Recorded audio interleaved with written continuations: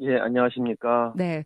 오늘 법적인 문제들과 또 경찰 조사 부분도 자세히 여쭙기 위해서 변호사님 연결해 봤습니다. 예, 네, 일단 변호사님께서 보시기에 조현민 씨가 경찰에 출석하는 모습 어떻게 보셨나요? 예, 그 언니인 조연아 씨도 예전에 출석하면서 죄송합니다 이런 얘기를 했죠. 네. 근데 오늘 새벽 1시에 나오면서 역시 죄송합니다 했지만은 또 한편으로는 사람 쪽으로 컵을 던진 사실은 없다. 음. 이렇게 이제 혐의 사실을 부인했거든요. 네네. 그러니까 한편으로는 피해자들한테 죄송합니다. 또 한편으로는 저는 사람을 폭행한 적은 없습니다. 네. 음. 이중적인 태도를 보인 거죠. 뭐 자세하게 일단은 알아보겠습니다만 그 부분에 있어서 많은 국민들이 화를 내고 계시는 부분이기도 하죠. 일단 조현민 씨는 뭐 워낙에 다양한 혐의를 받고 있잖아요, 변호사님. 예, 어제 예. 조사받은 혐의는 어떤 건가요? 그러니까 회의를 진행하면서 광고 대행사 사람한테 컵을 던졌다는 거거든요. 예. 이거는 이제 폭행 또는 이제 컵이 위험한 물건이다. 특수 폭행이 아니냐. 음. 또는 회의를 진행하면서 컵을 던지고 폭언을 했으니까 예. 회의 진행 업무를 방해한 거 아니냐. 음. 그래서 업무 방해 혐의를 적용한 것 같습니다. 네. 근데 일단은 뭐 앞서 변호사님께서 말씀하신 것처럼 사람한테 던진 건 아니다. 뭐 이렇게 부인을 하고 있어요. 그러니까 특수폭행 혐의는 부인을 하고 있는데 이게 어떤 게 다르길래 이 부분에 대해서는 부인을 하는 걸까요? 예. 이 특수폭행은 이제 위험한 물건이거든요. 그러니까 컵을 던졌다. 예. 예, 컵을 위험한 물건이다. 이렇게 이제 본 거죠. 네. 그런데 본인은 이제 부인하겠는데 이 피해자들이 어떻게 진술하느냐가 틀립니다. 거기 네. 회의에는 여러 사람들이 참석하지 않았습니까? 네. 예. 그 중에는 또 조현민 씨의 진술대로 조현민 씨가 컵을 바닥에 던졌다. 음. 또 아니다. 얼굴에다 나한테 물을 뿌렸다. 이렇게 진술하는 사람들이 있기 때문에 예. 경찰로서는 과연 이 피해자의 진술이 신빙성이 있느냐 없느냐, 예, 이걸 갖고서 나중에 조현민 씨에 대해서 기소 의견으로 검찰에 송치할 것이냐, 이걸 이제 판단하게 되는 거죠. 음. 폭행과 특수폭행은 어떻게 다르게 처리가 되나요? 예, 특수폭행은 두 사람 이상이 또는 아까 제가 말씀드린 예, 것처럼 예. 위험한 물건. 근데 우리나라에서 이 컵을 던졌다고 그래가지고 이게 컵 자체를 위험한 물건으로 본 것은 없거든요. 그러니까 경찰이 특수폭행 혐의를 자꾸 적용하려고자 하는 뜻은 뭐냐면은 조현민 씨를 갖다가 기소 의견으로 송치하게 하기 위해서. 예. 왜냐하면 일반 폭행은 피해자가 처벌을 원치 않으면은 처벌이 안 됩니다. 음. 특수폭행은 피해자가 처벌을 원치 않는다 하더라도 처벌이 되거든요. 예. 예. 그렇기 음. 때문에 지금 경찰은 일반 폭행보다는 특수폭행 혐의를 적용을 하려고 아마 그 증거를 이제 수집하고 분석할 겁니다. 음. 그런 점에 있어서 차이가 있기 때문에 조현민 씨 같은 경우에도 그 부분에 있어서만큼은 부인을 하는 전략을 쓴 것 같다는 생각이 드네요. 예, 예. 그리고 또 증거 인멸이나 피해자를 상대로 회유나 협박이 있었는지도 확인을 하겠다라고 했는데 이 부분은 어떻게 조사가 됐나요?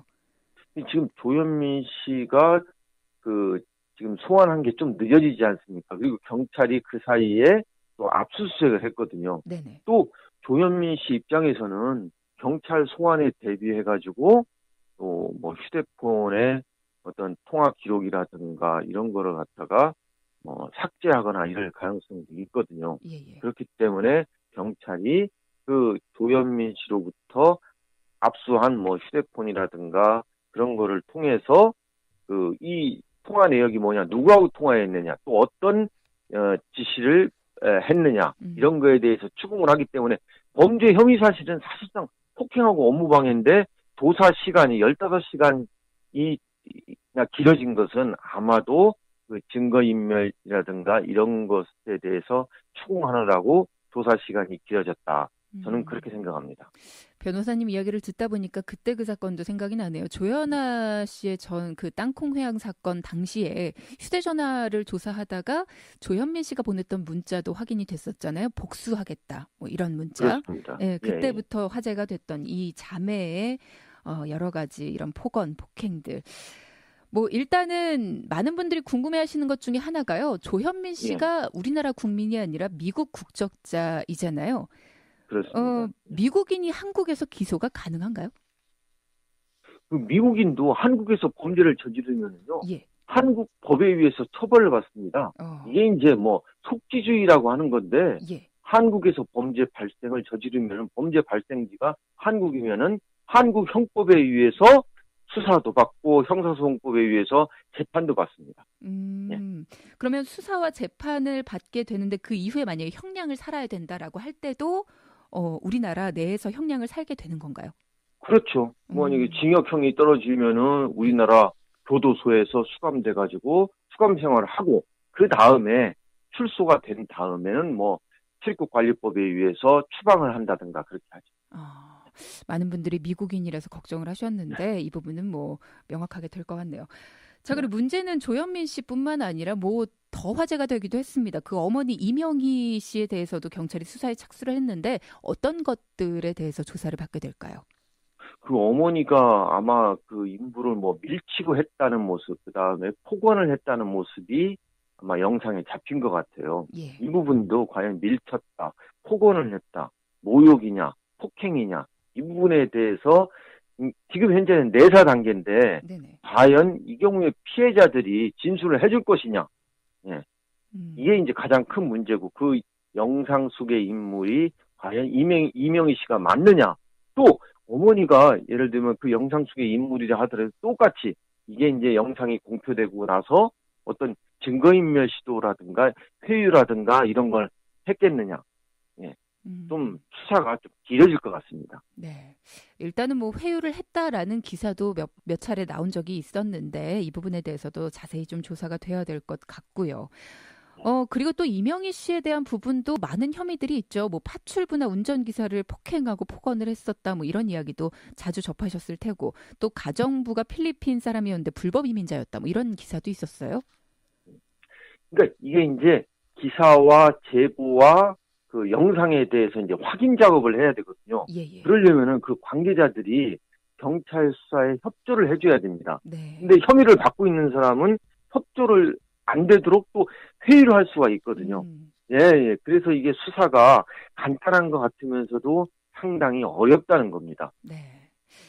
자, 그리고 또 한진그룹과 관련해서 관세 포탈이 또 화제가 됐었습니다. 이례적으로 관세청에서도 한진과 새 모녀에 대해서 성역 없는 수사를 하겠다라고 의지를 피력하기도 했는데 이 관세청장, 그러니까 김영문 관세청장이 검사 출신이기도 하죠.